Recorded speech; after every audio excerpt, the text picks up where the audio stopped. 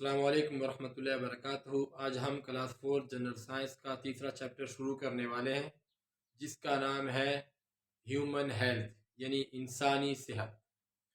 تو سب سے پہلے ہم صحت کے بارے میں بات کرتے ہیں۔ جب ہماری باڈی مکمل نارمل کنڈیشن میں ہوتی ہے، اسے کوئی بیماری نہیں ہوتی، تو اسے ہم کہتے ہیں کہ ہماری باڈی ہیلدی ہے یعنی صحت مند ہے۔ تو سب سے پہلے ہیومن باڈی ٹیمپریچر کی بات کرتے ہیں، جو مین پوائنٹس میں نے اس چیپٹر سے لیے ہیں۔ تو سب سے پہلے ہیومن باڈی ٹیمپریچر ہے انسان کی باڈی کا جسم کا درجہ حرارت۔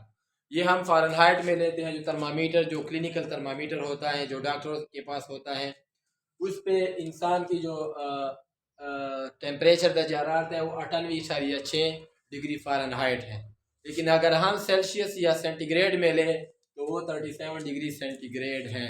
ہمارے پاس ٹیمپریچر کی 3 اسکیل ہیں، کیلوین، فارنہائٹ اور سینٹی گریڈ۔ لیکن جب ہم انسانی ٹیمپریچر کی بات کرتے ہیں، باڈی ٹیمپریچر کی، تو وہ ہم یا فارنہائٹ میں لیتے ہیں یا سینٹی گریڈ میں لیتے ہیں۔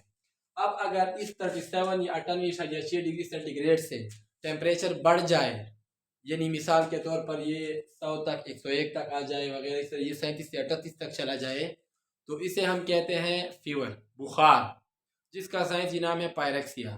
پائریکسیا ایک بیماری نہیں ہے، بلکہ یہ سمپٹم ہے، علامت ہے بیماری کی، کہ آپ کی باڈی کے اندر کچھ نہ کچھ ضرور ہو رہا ہے۔ تو پائریکسیا جو ہے یہ انکریز ان باڈی ٹیمپریچر ہے، یعنی ہماری باڈی کی ٹیمپریچر بڑھتی ہے، تو اسے ہم پائریکسیا یا فیور یعنی بخار کہتے ہیں۔ اس کے بعد ہے کف۔ کف جو ہے، کانسی کیا ہے ہمارے پاس، یہ ایک بیماری آپ سمجھ لیں۔ یہ سورنس اینڈ اسکریچنس آف تھروٹ، جو ہمارا گلا ہوتا ہے، اس کے خراش میں جب خراش آتا ہے تو اسے ہم کف یعنی کانسی کہتے ہیں، یعنی اسی کی وجہ سے، اس خراش کی وجہ سے پھر ہمیں کانسی آتی ہے۔ اس کے بعد ہے سنیزنگ۔ سنیزنگ چھینکنا جو ہوتا ہے، جب ہم سنیزنگ کرتے ہیں، چھینکتے ہیں، تو ہماری جو ریسپائریٹری سسٹم میں جو ہمارا ٹریک یا برون کی جو کہ لنگس کی طرف جو پائپ جاتے ہیں، ان میں بیکٹیریا، فنجائی اور دوسرے جرم وغیرہ گرو کرتے ہیں، یعنی موجود ہوتے ہیں۔ تو سنیزنگ کے ذریعے وہ سارے ایکسپیلڈ آؤٹ ہو جاتے ہیں، یعنی ہماری باڈی سے نکل جاتے ہیں۔ تو سنیزنگ اللہ تعالیٰ کی طرف سے ہمارے لیے ایک بہت بڑی نعمت ہے، اسی وجہ سے ہم سنیزنگ کے بعد الحمدللہ بھی کہتے ہیں۔ اس کے بعد ہے فلو۔ فلو جو ہے یہ زکام ہے۔ فلو از اے ڈیزیز، یہ ہمارے پاس بیماری بھی ہے، سمپٹم آف ڈیزیز، اور ڈیزیز کی یعنی بیماری کی علامت بھی ہے۔ فلو، زکام خود بھی ایک بیماری ہے، اور ساتھ ساتھ یہ بیماری کی علامت بھی ہے، یعنی اگر آپ کو زکام ہے تو اس کے پیچھے آپ کو بخار بھی ہو سکتا ہے، دوسرے مسائل بھی ہو سکتے ہیں۔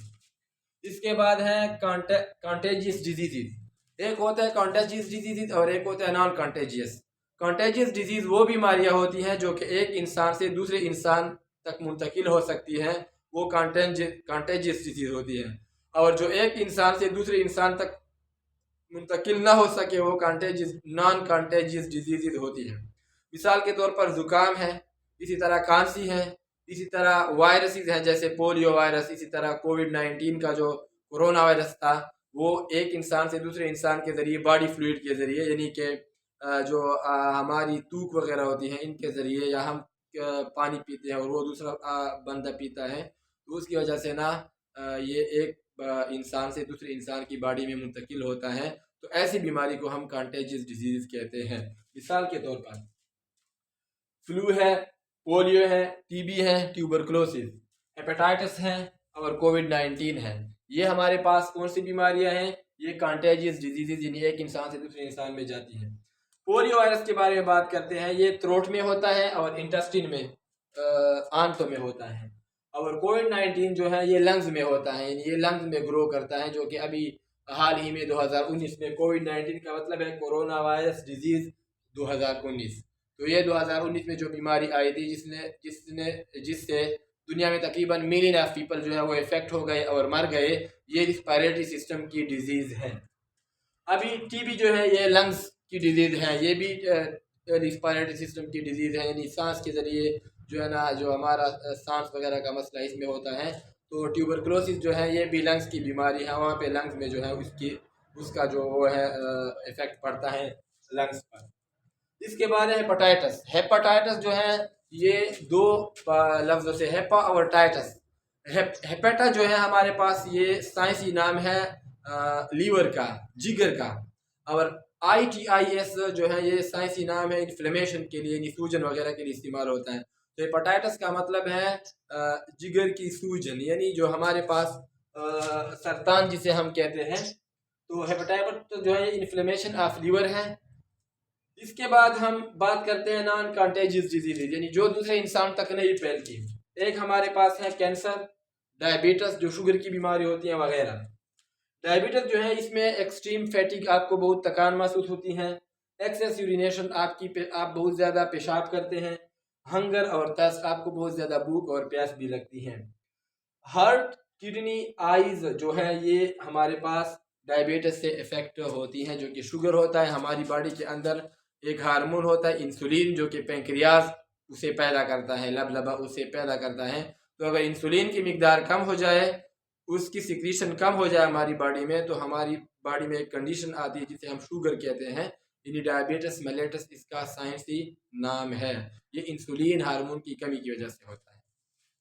इसके बाद कैंसर जो है ये कन्फाइंड भी होता है, यानी कैंसर सबसे पहले हमारे पास क्या है, हमारी बॉडी के किसी भी हिस्से में जब सेल जो है वो डिवीजन करे, यानी बच्चे पैदा करे, और उनके बच्चे जो हो वो नॉर्मल नहीं हो, यानी कि एबनॉर्मल हो, तो इस क्लस्टर ऑफ सेल को, इस ग्रुप ऑफ सेल को, जो कि एक ग्रुप की शक्ल में होते हैं, इसे हम कैंसर कहते हैं। और इसकी डिफिनीशन हम इस तरह करते हैं कि it is the N uncontrolled division of cell. जब सेल की अनकंट्रोल डिवीजन होती है, बेकाबू डिवीजन होती है, यानी कि हमारी बॉडी को उसको की ज़रूरत नहीं होती और डिवीजन हो जाती है, और जो सेल पैदा होते हैं वो भी क्या होते हैं, एबनॉर्मल होते हैं, यानी किसी काम के नहीं होते, तो उसे हम कहते हैं कैंसर। कैंसर कन्फाइंड भी हो सकता है, यानी किसी एक आर्गन में भी हो सकता है, और ये स्प्रेड भी कर सकता है, दूसरे आर्गन्स तक भी चला जा सकता है। कैंसर हमारी बॉडी के किसी भी पार्ट का हो सकता है। इसके बाद है प्रिवेंशन ऑफ कंटेजियस डिसीजेज, यानी वो बीमारियां जो दूसरों तक फैलती हैं, उनसे हम किस तरह प्रिवेंट कर सकते हैं, परहेज कर सकते हैं, किसी तरह हम अपने आप को बचा सकते हैं। तो सबसे पहले है वॉशिंग हैंड्स, हम हर काम के बाद हाथों को धोएंगे। वेयरिंग मास्क, मास्क पहनेंगे। वैक्सीनेशन करेंगे, जैसे पोलियो की वैक्सीनेशन होती है, तकरीबन 5 साल की उम्र तक के बच्चों को पोलियो जो वैक्सीन है वो पिलाई जाती है। तो सबसे पहले हम बात करते हैं वैक्सीन की। वैक्सीन क्या होता है? वैक्सीन जो है ये वायरस के खिलाफ इस्तेमाल होता है, बैक्टीरिया के खिलाफ एंटीबायोटिक इस्तेमाल होते हैं। बैक्टीरिया के खिलाफ एंटीबायोटिक्स इस्तेमाल होते हैं, और वायरस के खिलाफ वैक्सीन इस्तेमाल होते हैं। ये क्या होता है, वैक्सीन जो है ये हम जो वायरस वगैरह है इसको हम पकड़ते हैं और उसको हम जो है ना मारते हैं, किल करते हैं, और इसके बाद उसको किसी इंसान की बॉडी में दाखिल करते हैं। तो हमारी बॉडी में अल्लाह ताला ने एक सिस्टम रखा है जिसे इम्यून सिस्टम कहते हैं। इम्यून सिस्टम, जिसे हम उर्दू में दिफाई निज़ाम भी कहते हैं। तो इम्यून सिस्टम जो है ये क्या करती है, ये जब ये वैक्सीन हमारी बॉडी के अंदर चला जाता है, जो मुर्दा वायरस थे हमारी बॉडी के अंदर चले जाते हैं, तो हमारी बॉडी के जो इम्यून सिस्टम के सेल हैं, खुली हैं, वो क्या करते हैं, वो एंटीबॉडीज पैदा करते हैं, यानी कि ऐसी चीज़ों को पैदा करते हैं, ऐसे सेल्स को पैदा करते हैं जो इस वैक्सीन को मारते हैं, जो वैक्सीन के अंदर वायरस आया है। लेकिन वैक्सीन के अंदर जो मुर्दा वायरस है ये तो कुछ हमारी बॉडी का कुछ नहीं बिगाड़ सकता, क्योंकि वो खुद भी मुर्दा है, यानी वो काम का अब नहीं है।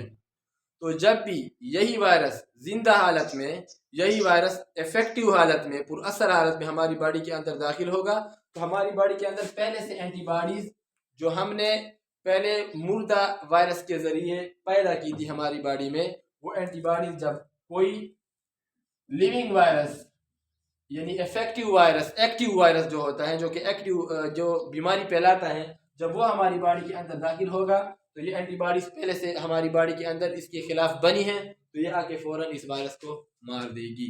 तो इसीलिए हम वैक्सीन इस्तेमाल करते हैं, ताकि जब सही वायरस आए तो पहले हम जो धोखे के तौर पर जो वायरस अपनी बॉडी के अंदर डालते हैं, जो कि बेजान होते हैं, जो मुर्दा इनएक्टिव होते हैं, उसके ज़रिए हम अपनी बॉडी के अंदर एंटीबॉडीज पैदा करते हैं, और जब सही वायरस, बीमारी पैदा करने वाला वायरस हमारी बॉडी के अंदर आता है, ये एंटीबॉडीज इनको मारते हैं, तो इसे हम कहते हैं वैक्सीन। तो कंटेजियस डिजीज से बचने के लिए, जैसे पोलियो है, कोविड-19 है वगैरह, तो उनसे बचने के लिए हमें वैक्सीनेशन करनी चाहिए, यानी पहले से वैक्सीन पी लेने चाहिए। اس کے بعد ہے ways to maintain good health, اچھی صحت برقرار رکھنے کے لیے جو ہم کر سکتے ہیں وہ کیا ہے؟ سب سے پہلے بیلنس ڈائٹ ہے، یعنی اپنی غذا کو بیلنس رکھنا چاہیے۔ بیلنس ڈائٹ کا مطلب یہ ہے کہ ہماری باڈی کے اندر جو ہماری باڈی کے اندر تو خوراک نہیں بنتی، ہم تو ہیٹروٹراف ہے، جب ہم باہر سے خوراک لیتے ہیں تو وہ بیلنس ہو، یعنی اس میں کاربوہائیڈریٹس، پروٹینز، اسی طرح فیٹس، اسی طرح وٹامنس اور اسی طرح منرلز